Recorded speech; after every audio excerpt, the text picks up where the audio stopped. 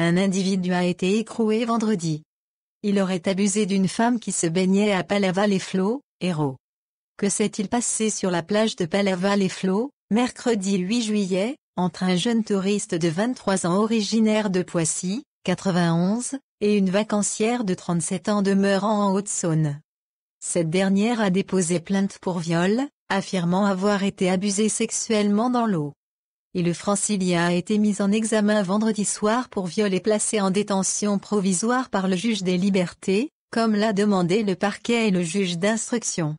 Interpellé sur la plage selon les premiers éléments de l'enquête de gendarmerie, la scène s'est passée vers 18h30, sur une plage de la rive gauche de la station balnéaire héraultaise. Le jeune homme, qui était alcoolisé, s'est mis à nager à proximité de la plaignante puis il a engagé la conversation. Il parle ensuite d'un flirt dans l'eau, puis d'un acte sexuel consenti mais conteste toute contrainte, affirmant avoir séduit la jeune femme en aussi peu de temps. La trentenaire, elle, n'aurait pas appelé au secours, même si des témoins l'ont entendu dire « Arrête, arrête ». Mais une fois revenue sur le sable, elle a ensuite tout expliqué à ses proches, ce qui a déclenché l'intervention des gendarmes qui ont interpellé le Parisien et ses deux copains sur la plage, d'où ils n'avaient pas bougé.